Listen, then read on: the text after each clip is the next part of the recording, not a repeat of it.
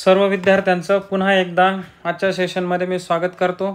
बघा विद्यार्थी मित्रांनो, आज आपण माध्यमिक शाळा शिष्यवृत्ती परीक्षा योजना व NMMS परीक्षा या परीक्षांसाठी लागू असणारा जो बुद्धिमत्ता विषय आहे त्यामधील आकलन हा घटक आज आपण अभ्यासणार आहोत। तर बघा, कालच्या आणि परवाच्या सेशनमध्ये आपण या संपूर्ण NMMS आणि स्कॉलरशिप दोघं परीक्षांचं अभ्यासक्रमाचं पुढच्या 6 महिन्यामध्ये कालखंडानुसार विभागणी केलेली आहे की जेणेकरून तुम्हाला तुमचा अभ्यास करताना गती यावी आणि निर्धारित वेळेमध्ये परीक्षेच्या बिफोर 1 महिना आधीच तुमचा संपूर्ण अभ्यासक्रम अभ्यासून पूर्ण व्हावा या दृष्टीने मी नियोजन तुम्हाला दिलेलं आहेच। तर तुम्ही सुद्धा त्या नियोजनानुसार काम करत असाल अशी मी अपेक्षा बाळगतो। तर बघा, सगळ्यात महत्त्वाचं, आज आपण आता विषयाच्या अध्यापनाला सुरुवात करीत आहोत। त्यामुळे आता जे विद्यार्थी आपले तुमचा मित्रपरिवार पुन्हा नव्याने जर या आजच्या व्हिडिओच्या सेशनला जर जॉईन झालेला असेल तर तुम्ही सर्वांनी काय करा, व्हिडिओ लाईक करून ठेवा, चॅनल सबस्क्राईब करा आणि हा व्हिडिओ तुमच्या मित्रांना सुद्धा शेअर करा। तर मग आता आपण सुरू करूया लगेच। तर मग बघा, आज आपण प्रत्यक्ष विषय अध्यापनाला सुरुवात करीत आहोत। आजचा विषय आहे बुद्धिमत्ता। तर बघा, जे विद्यार्थी आज पुन्हा नव्याने आपल्या या व्हिडिओ सिरीजमध्ये जोडले गेलेले असतील त्या सर्व विद्यार्थ्यांनी चॅनलला सबस्क्राईब करून ठेवा, व्हिडिओला लाईक करा, बरोबर, आणि तुमच्या मित्रांना सुद्धा हा व्हिडिओ शेअर करा। आपल्या व्हॉट्सअप ग्रुपची लिंक त्यांना पाठवा आणि जास्तीत जास्त विद्यार्थ्यांना यामध्ये समाविष्ट करून घ्या, कारण पुढे जाऊन तुम्हाला फ्रीमध्ये येथे ऑनलाईन टेस्टसुद्धा सोडवायची संधी मिळणार आहे। त्याबरोबर पुढे नोट्ससुद्धा तुम्हाला उपलब्ध करून दिल्या जाणार आहेत। त्यानंतर बघा, मागील प्रश्नपत्रिका असतील किंवा सराव प्रश्नपत्रिका असतील यांच्या PDF सुद्धा आपल्याला या ठिकाणी उपलब्ध होणार आहेत। त्यामुळे जास्तीत जास्त विद्यार्थ्यांना आपल्या ह्या प्रक्रियेमध्ये जोडून घ्या।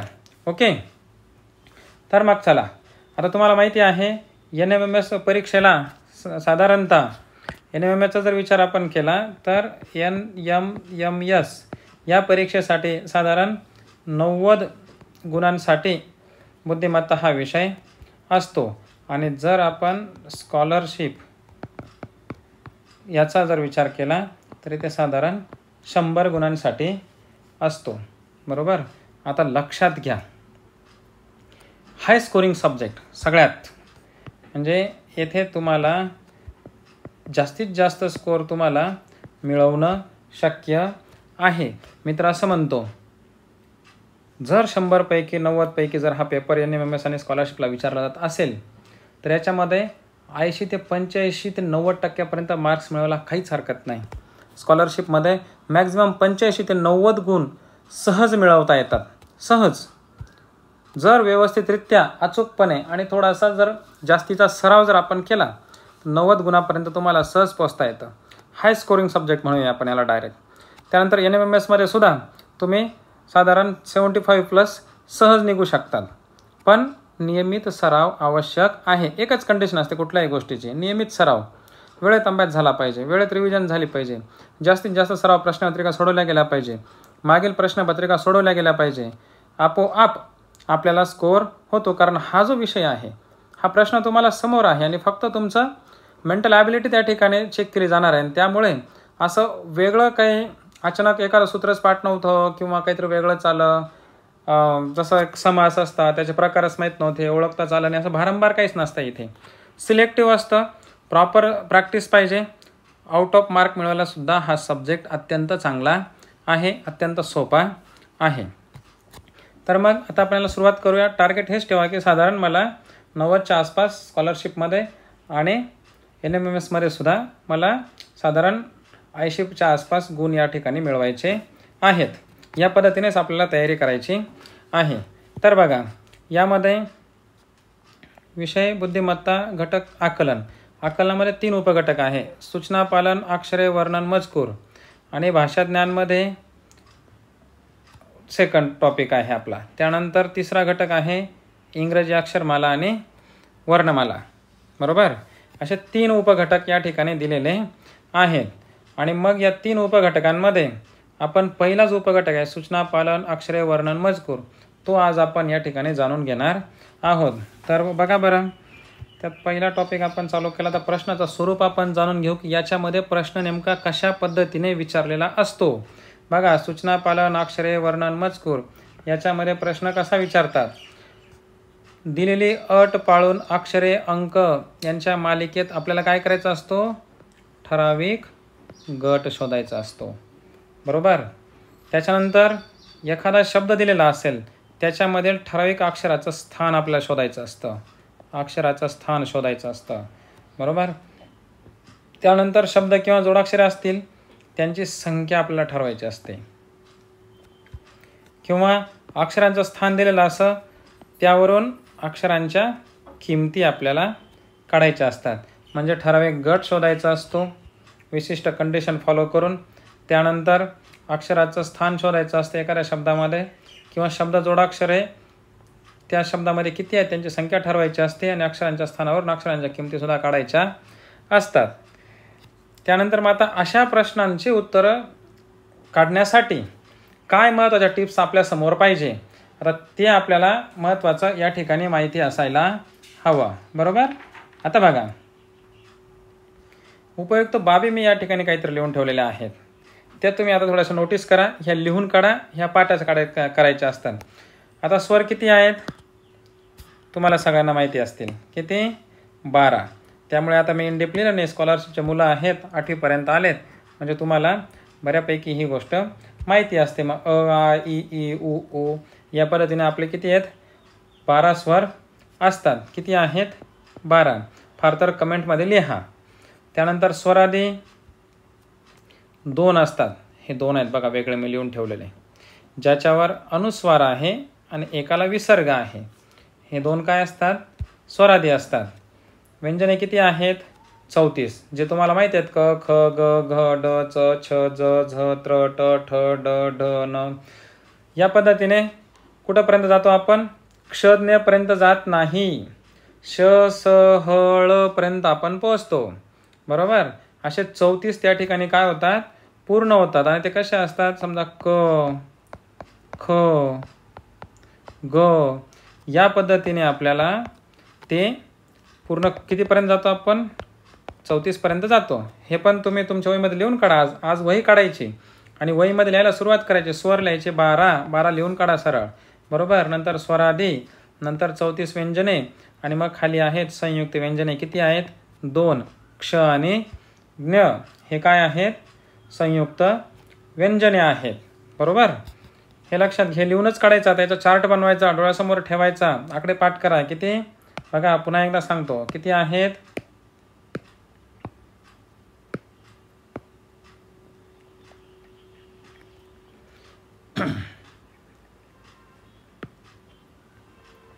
स्वर किती आलेत? 12. स्वरादी किती आहेत? 2. व्यंजने किती आहेत? 34. संयुक्त व्यंजने किती आहेत? 2. हे काय करा, तुम्ही एक चार्ट करा. त्या चार्टमध्ये लिहा, स्वर लिहा. पुढं 12 ते स्वर लिहून टाका. स्वरादी आहेत 2 मी लिहून दिलेले आहेत, अम आणि आहा. ओके. व्यंजने घ्या, एकाखाली एक लिहा. फार तर असं करा, 1 2 3 4 5 खाली 1 2 3 4 5 अशा पद्धतीने एकाखाली एक लिहा. ते असे 34 तुमचे पूर्ण करा. त्यानंतर संयुक्त व्यंजने घ्या, ते क्ष आणि ज्ञ ह्या पद्धतीने लिहा आणि चार्ट डोळ्यासमोर ठेवा. हे आकडे महत्त्वाचे फोकस करा. 12 2 34 2. आताच नाही तर पुढील आयुष्यातल्या सगळ्या स्पर्धा परीक्षांसाठी तुम्हाला हे गरजेचं होऊन जाईल. मराठी विषयाचा बेससुद्धा याच्यामधून आपला महत्त्वाचा त्या ठिकाणी तयार होतो. त्यानंतर पुढे येऊ आपण. हे महत्त्वाची बाब या ठिकाणी अधोरेखित आहे. आता जे स्वर आहेत 12, किती आहेत स्वर? 12. ती सगळी काय आहेत? अक्षरे आहेत. हे एक नोट करून ठेवायचं. बरोबर. त्यानंतर पुढे जाऊ आपण. इथे काय आहे? व्यंजन प्लस स्वर, म्हणजे व्यंजन अधिक स्वर दोघं जर एकत्र केले तर काय बनतं? अक्षर.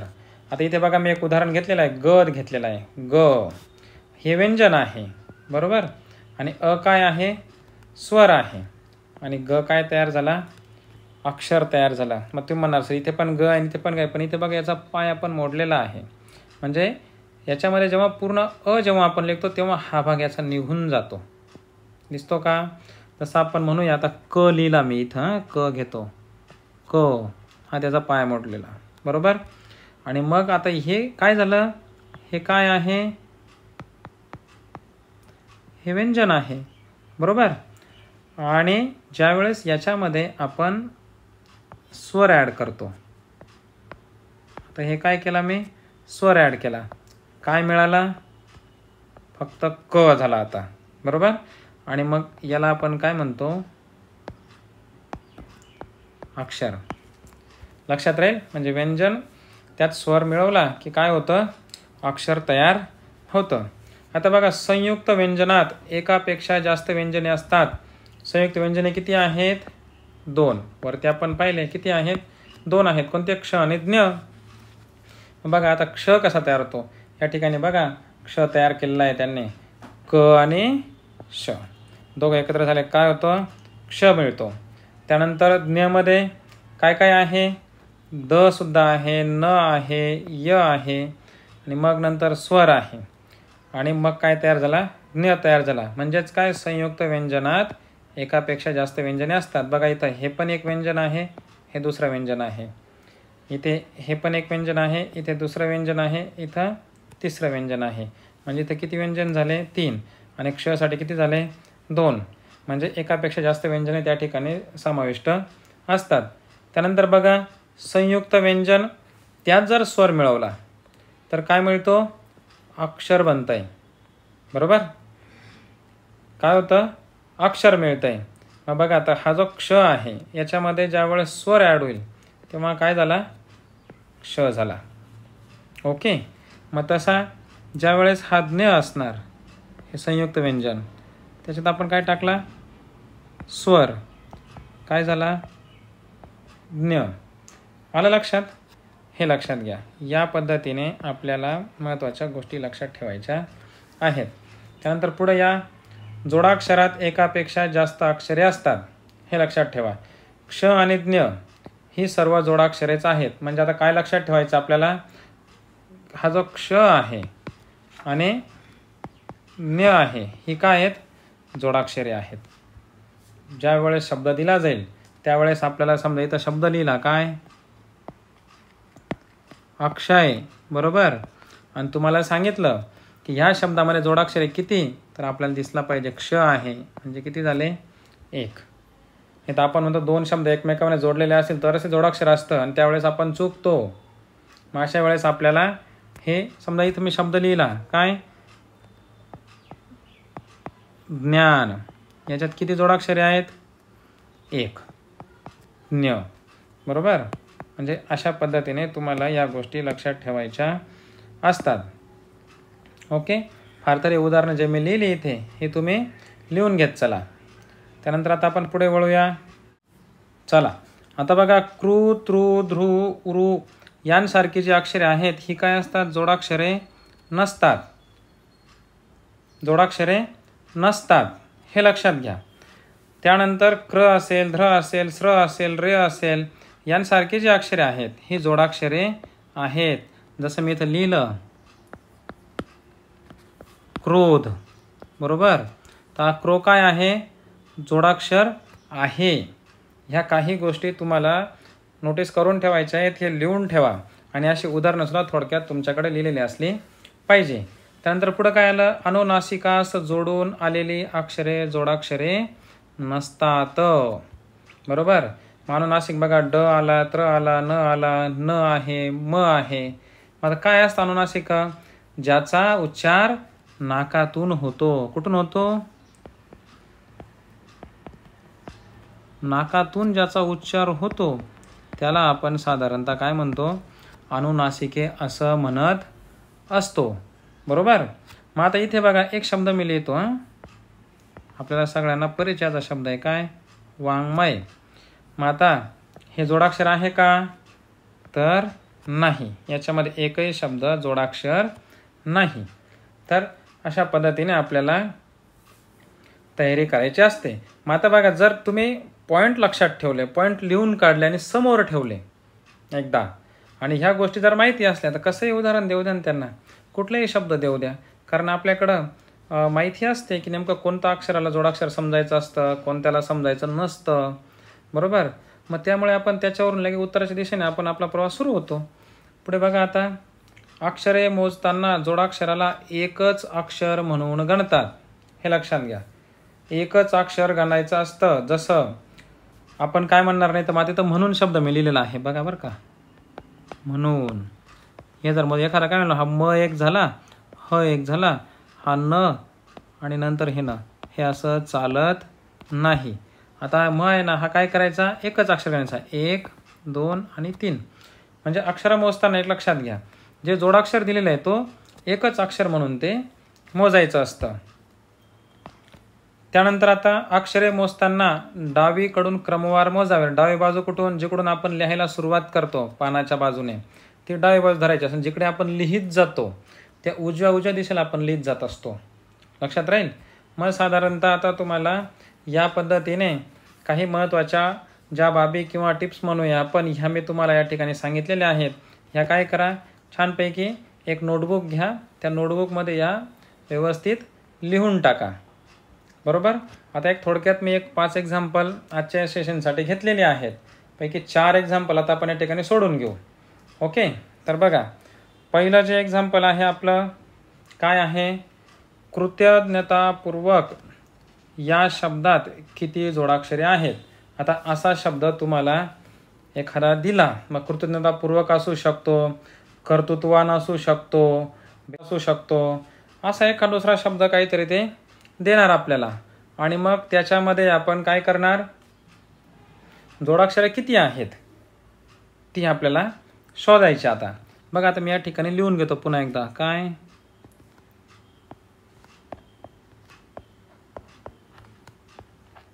कृतज्ञतापूर्वक झालं. मग आता याच्यामध्ये जोडाक्षर, आता आपण वरतीच पाहिलं की कृ वगैरे जे आहेत, कृ असेल, उरू असेल, ध्रुव असेल, ही काय असतात, जोडाक्षर नसतात. हे जोडाक्षर नाही. बरोबर. त आहे का, नाही. ज्ञ आहे का, तर आहे. आपण वाचलंय काय, ज्ञ आणि क्ष दोघं काय असतात, जोडाक्षर आहेत. त्यानंतर ता आहे का, तर नाही. पू आहे का, नाही. आणि हा पूर्वकचा पुढचा व जो आहे हा आहे. बरोबर. क आहे का, तर नाही. मग बघा आता,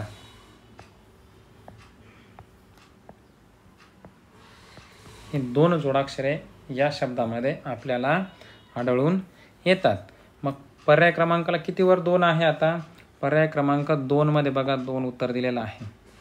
मग इथे किती आलेत, 2 जोडाक्षरं आलेत. पण आता बघा, हे सोडवताना आपल्याला कशाचा उपयोग झाला, वरती ज्या आपण बाबी अभ्यासला त्या अभ्यासानंतर आपल्या लक्षात आलं की यामध्ये जोडाक्षर हा कोणता असेल आणि कोणतं नाही.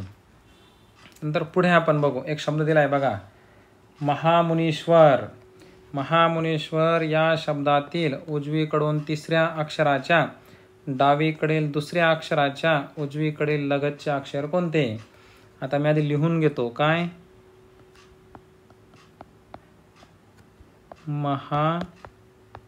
महामुनीश्वर झालं. आता या शब्दातील उजवीकडून, मग आता डावी बाजू कोणती असेल, लेफ्ट साईड इकडून. बरोबर.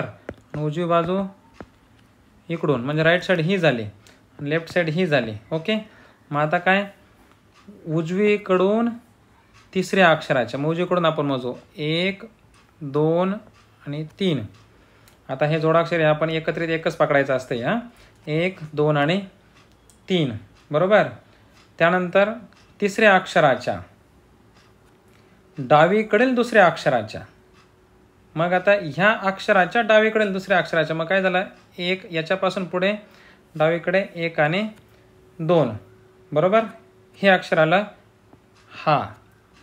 आणि 2ऱ्या अक्षराच्या उजवीकडील लगतचे अक्षर कोणते. मग आता याच्या उजवीकडे जायचं, म्हणजे कुठं जायचं, आता ह्या दिशेला.